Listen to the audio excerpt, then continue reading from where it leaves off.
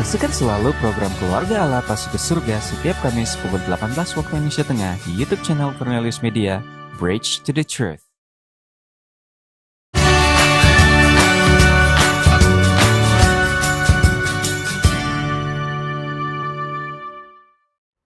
Masih bersama kami dalam program Kapas dan tidak terasa kita sudah tiba di segmen terakhir diskusi kita.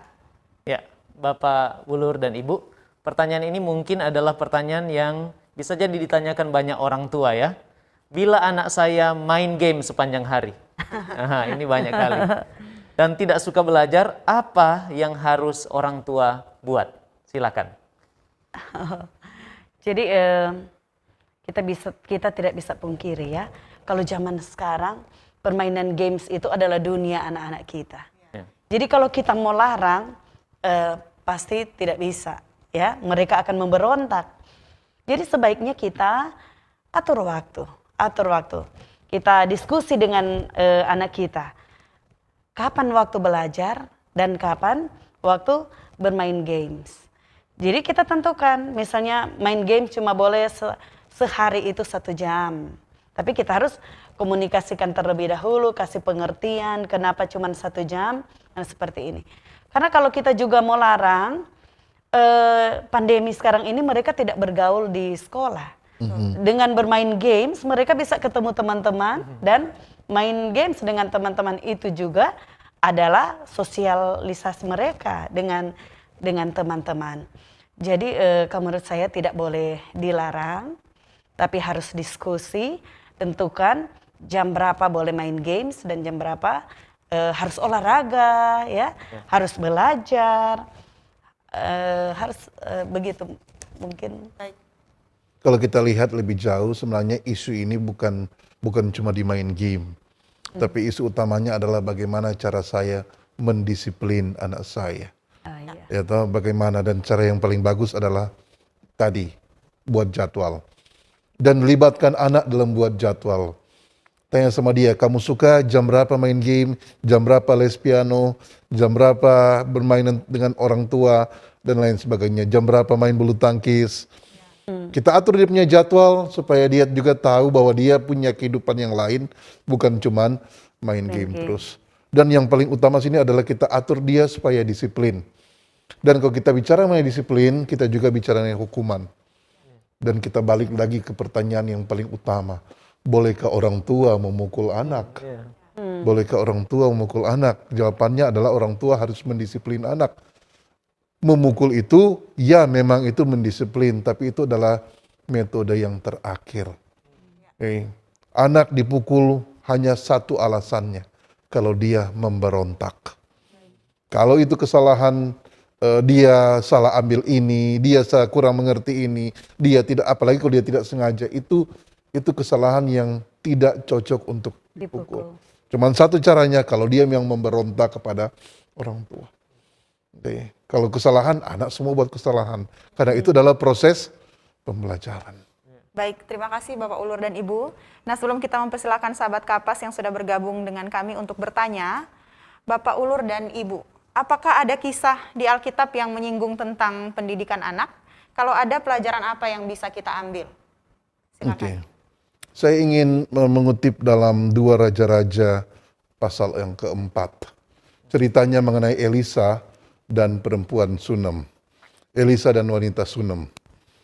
Diceritakan bahwa itu perempuan itu katanya dia mendirikan kamar untuk Elisa karena Elisa biasa tinggal menginap di situ. Suatu kali anaknya meninggal dunia. Dan ketika anaknya meninggal dunia, dia datang pada Elisa. Kamu yang janjikan saya anak, kemudian kamu mengambil anak itu daripada aku. Dan inilah yang cara yang dibuat oleh Elisa untuk boleh bilang menghidupkan kembali anak itu. Ayatnya yang pertama dia bilang begini ya. Sesudah dia masuk, ini ayat 33. Sesudah ia masuk, ditutup nyala pintu sehingga ia sendiri dengan anak itu dalam kamar, kemudian berdoa kepada Tuhan. Cara yang terbaik adalah orang tua mesti banyak berdoa dengan anak itu. Masuk kamar, kembali, tutup pintu. Jangan orang lain lihat, tapi komunikasi dengan anak. Yang kedua, ayat berikutnya. Lalu ia membaringkan dirinya di atas anak itu dengan mulutnya di atas mulut anak itu. matanya di atas mata anak itu, telapak tangannya di atas telapak tangan anak itu. Pelajarannya adalah bagaimana mata kita dengan mata anak, mulut kita dengan mulut anak.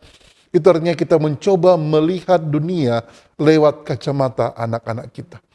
Tantangan dunia sekarang bukan lagi sama dengan tantangan di tahun-tahun 70-an, di tahun-tahun 80-an. Anak-anak sekarang menghadapi dunia yang sangat berbeda, sangat berat. Banyak pembunuhan masuk ke sekolah, banyak anak-anak jadi sasaran. Itu sebabnya orang tua mencoba melihat dunia dengan kacamata anak-anak. Mereka takut dengan penyakit berbahaya, mereka takut dengan perceraian, mereka takut dengan bom nuklir dan lain sebagainya. Hal-hal yang tidak mungkin dipikirkan waktu orang tua itu masih dulu. Ayat yang berikutnya, ayat yang terakhir. Dan ia meniarap di atas anak itu, maka menjadi panaslah badan anak itu. Orang tua harus banyak memanaskan badan anaknya, memeluk mereka, merangkul mereka, membuat mereka, memberikan mereka kasih sayang. Jangan cuma waktu kecil, waktu dipeluk-peluk. Biarkan waktu besar juga mereka tahu bahwa mereka tetap disayang orang tua. Apapun yang terjadi, kalau mereka sudah buat kesalahan, orang tua tetap akan menerima mereka, akan tetap menunggu mereka dalam rumah. Saya kira ayat itu yang bisa saya share. Ya, saya senang juga untuk membaca di Ulangan 6, ayat 6 dan 7.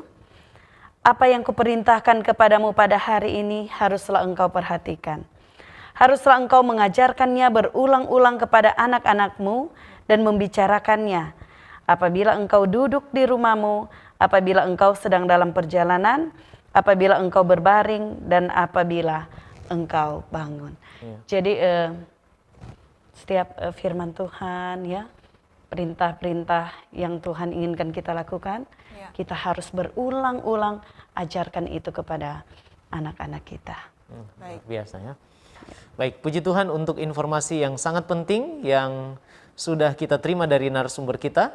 Dan saat ini kita akan mempersilahkan sahabat Kapas yang sudah bergabung dengan kami di platform Google Meet, Cornelis Media.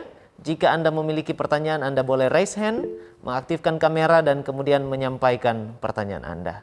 Kami persilahkan. Apakah sudah ada yang bergabung dengan kami melalui platform Google Meet? Selamat malam, sudah ada ya? Selamat malam, apa bisa mendengar suara kami? Selamat malam. Selamat malam. Malam. Dengan siapa di Ya. mana? Saya Joni dari Kalawat. Baik, Bapak Joni Bapak dari Joni Kalawat. ya. Ya. Silakan Pak. Baik, materi yang sangat baik tentang sukses anak di sekolah. Pembahasan yang disampaikan oleh Bapak Bulur dan Ibu begitu memberikan inspirasi.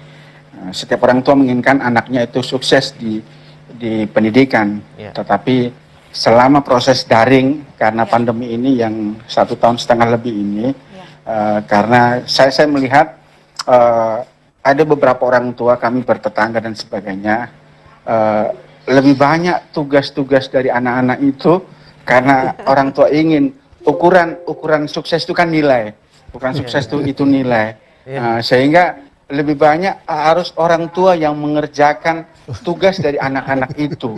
Bahkan mereka tidak malu untuk datang ke tetangga atau ke rumah kami, tolong buatkan tugas ini. Padahal yang dapat tugas itu anak-anak.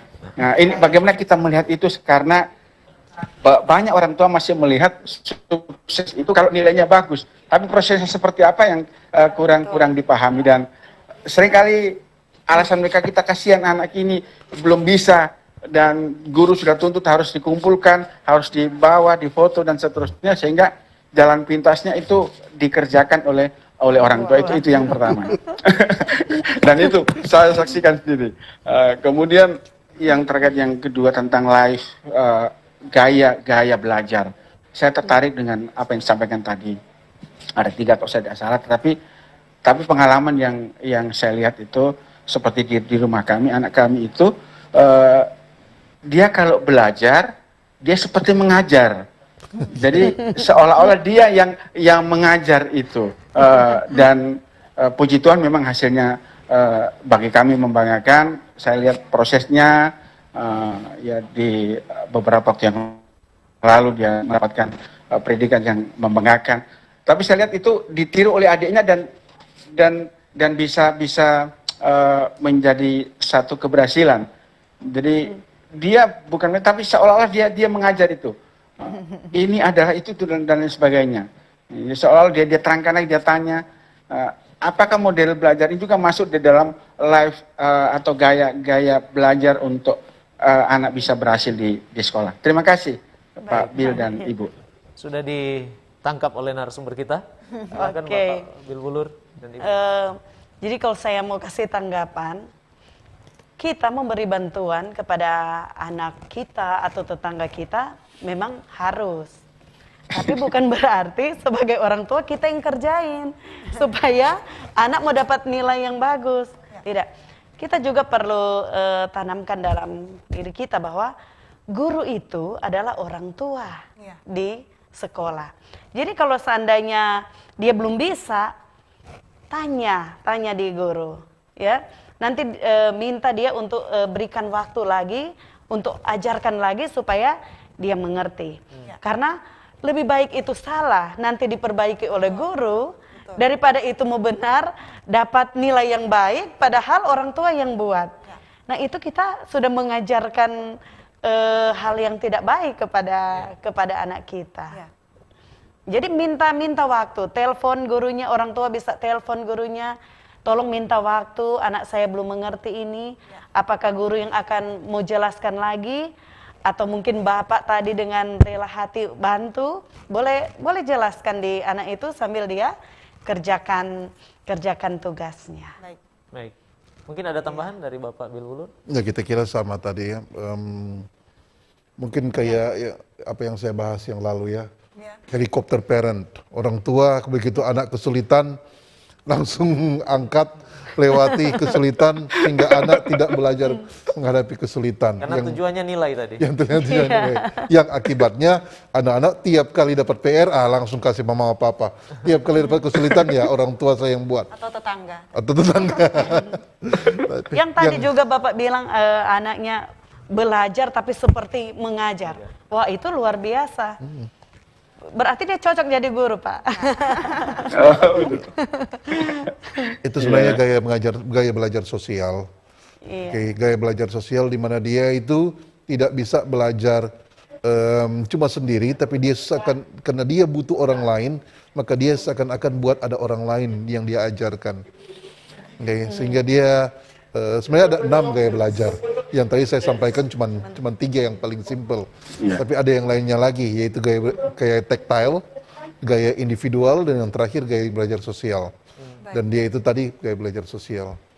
Dia yang utama di sini bagi saya adalah kerjasama orang tua dan guru.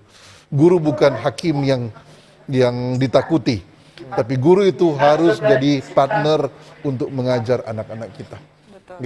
Supaya kalau tuh anak-anak mengerti, orang buat sama-sama. Guru kasih apa sebagai orang tua supaya sama-sama kita mengajarkan kepada anak kita. Baik. Apa sudah cukup jelas Bapak Joni? Iya, terima kasih banyak. Terima kasih untuk yang disampaikan. Terima kasih. Terima kasih untuk semua sahabat Kapas yang sudah bergabung dengan kami pada malam hari ini dalam program Kapas. Saya tahu masih ada lagi pertanyaan mungkin yang ingin ditanyakan, namun waktu kita terbatas untuk kebersamaan di malam hari ini. Baik, sebagai penutup, Bapak Ulur dan Ibu, apa yang dapat kita simpulkan dari pembahasan kita malam ini? Mungkin sekaligus dengan closing statement. Silakan. Jadi kalau dari saya, dedikasikan anak kita kepada Tuhan. Ya, serahkan dia kepada Tuhan, supaya Tuhan mau tolong berkati anak kita. Dan sering ajar buat ibadah bersama, ya. Kalau pengetahuan anak-anak kita untuk firman Tuhan banyak, ya, atau dia juga rajin berdoa karena diajarkan oleh orang tua, kita berdoa bersama, pasti anak-anak kita ini akan bertumbuh dengan baik dan akan menjadi anak-anak yang takut akan Tuhan. Amin. Oke, kalau tadi takut akan Tuhan adalah permulaan hikmat. Kalau saya melihat dari sisi sukses anak itu di sekolah itu bukan cuma tanggung jawab guru, tapi juga tanggung jawab orang tua kerjasama dengan sekolah. Harus ada sinergi. Ketika kita kerjasama, maka yang untung adalah anak kita. Mereka bisa pergi sejauh-jauhnya, seperti anak panah tadi, ya kan? Baik. Ya. Baik, puji Tuhan kita sudah mendengar penjelasan yang begitu menarik dan kita percaya berguna untuk keluarga-keluarga Kristen dan membekali sahabat-sahabat Kapas yang sudah menyaksikan program kita pada malam hari ini.